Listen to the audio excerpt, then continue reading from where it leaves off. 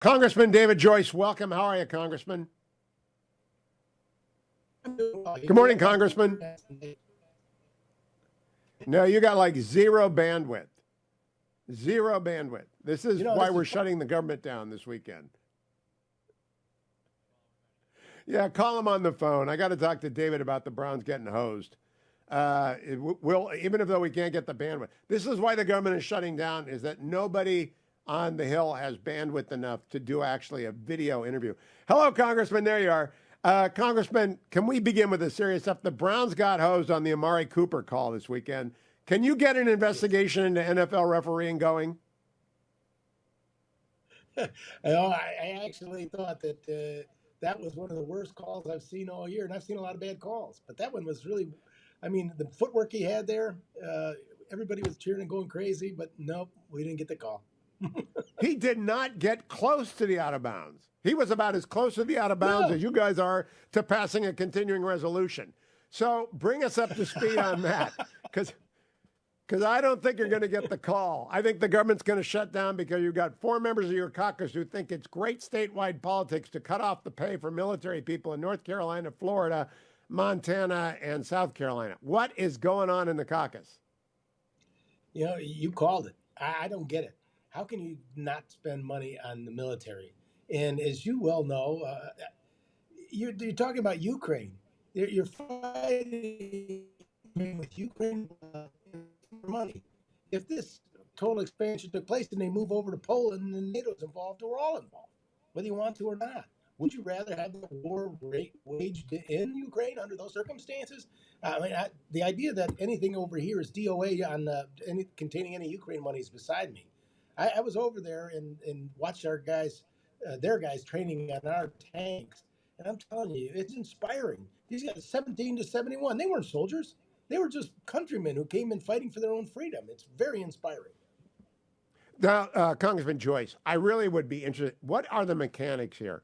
Speaker McCarthy, otherwise known as St. Kevin, has got to do this again. And Matt Gaetz, with whom, if you're going to play 4-dimensional chess with Matt, you better bring a pretty big chair, because he's way ahead of me on this, because I don't get any of the politics of this or the policy. But assume that he shuts down the government and brings a motion to vacate before he does. How does the speaker survive that? Because you're going to lose 4 Republicans or 5 Republicans. Potentially.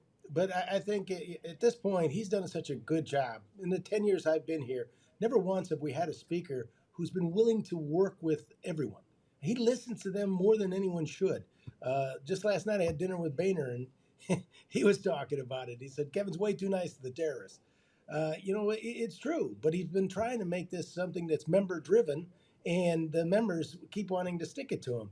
And, we talk about Ukraine, and you talk about funding the military, but also, I just don't get it. And I am the Homeland Appropriations Chair, but we have a invasion at the southern border.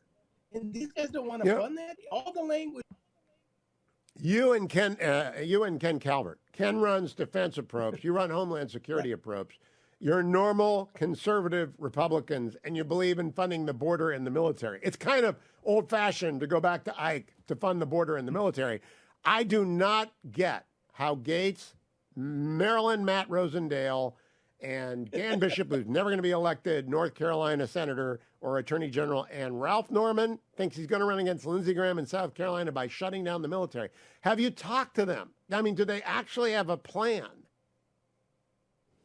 Well, they haven't made me party to their plan. I have talked to them because I'm trying to get my bill passed. And, when they talk about all this woke and broke and DEI and all that, I walk them through that. Look, I don't.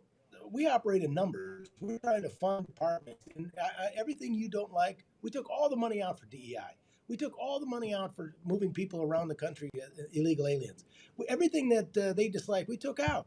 And then they start to go into the policies. And I said, well, maybe I missed your class of 6th grade civics, but we're not in control. You still have to go through the Senate, and the president still has to sign these things. So, let's take what we can get in this point, show the American people that this is our plan. Should we take back the Senate and the presidency and be on with it? But when you have all these people, you hit it right on the head. When you have all these people running for office on the back of Kevin McCarthy, it's just not fair. Well, you had dinner last night with John Boehner, so I'm going to compliment you on not saying we only have one half of one third of the government, which I believe is trademark John Boehner and the Dean Markin caucus, because he used to say that so much. We only have one half of one third of the government, but we only have one half of one third of the government. So what? We're not going to leave the government shut down. What is the end game here, Congressman David Joyce? Because I really have no idea how you get out of this fix. Well, I think at the end of the day, we're going to give them the opportunity to pass these bills today. We'll see what they do with ag. Then Ken's up next with defense, and I'm up with Homeland. And then Mario Diaz-Balar's coming up with state and foreign ops. And if those four pass, then allegedly they're going to rally around the CR. That'll give us room to get the other ones done because we've already established what our top line number is going to be.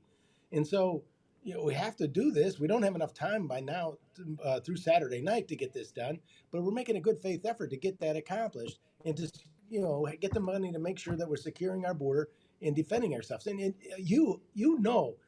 when do you have Democrat governors and Democrat mayors on board with us about closing the border? This is an opportunity. And if they really want to be political stars, go out and game that out. I'm just trying from the reality of it is poisoning us. I mean, I've sat with Chris Murphy. We've talked about the idea. We've got to stop fentanyl. It's killing our kids in this country, and we got to use every single arrow in our quiver to stop this. And so I've got the Democratic senator who's in charge of it talking with us. If you go up to the Hotel Ashtabula, Congressman, it is now a drug rehab center. It was owned by my grandfather 1,000 years ago, and it's now a drug rehab center because fentanyl is overrun Ashtabula, and that's your district, and you know that. And I cannot believe that Republicans are stopping border money. I don't understand that at all. Have you talked to them specifically about this? Yes. I walked through with them. I mean, I spent hours and hours with this small fraction of people who have got all these issues. When I'm on the floor tonight, the 80-plus amendments we have are all driven by them. And they want to defund Mayorkas' salary to $1. Okay. But the civil servants that are working there, who's ever going to work for the federal government if you're going to start attacking their pay? They're relying upon orders from above. They're not making these decisions on their own. It's just ludicrous. Last question, David Joyce. You always have to leave your opponents, in this case, the knucklehead caucus of the Republicans, a way to retreat and claim victory. You got to let them retreat and claim victory. What is that way for them to retreat and claim victory? The 4 appropriations bill today, they pass those and they say we got what we wanted, therefore we're going to go forward. Is that what the plan is? Allegedly, and then this limiting spending, we're putting that total number out there, showing that when we get the rest of our bills done, they'll be at this level. But Andy Harris, who's a member of the Freedom Caucus, he's in charge. He's the chair of Ag, and Ag looks like it's in trouble on the floor. So we'll see what happens. I was surprised the rule passed last night.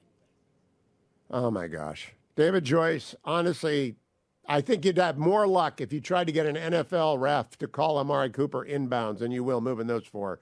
But thank you for joining me this morning. David Joyce, Congressman Extraordinaire from Northeastern Ohio. You can follow him over at the website known as X, formerly known as Twitter. I don't have his Twitter handle in front of me. Rats. Keep up the great work. It is Rep Dave Joyce. There, I got it, Dave. Rep Dave Joyce. There. Thank you, sir. Be well and go Browns.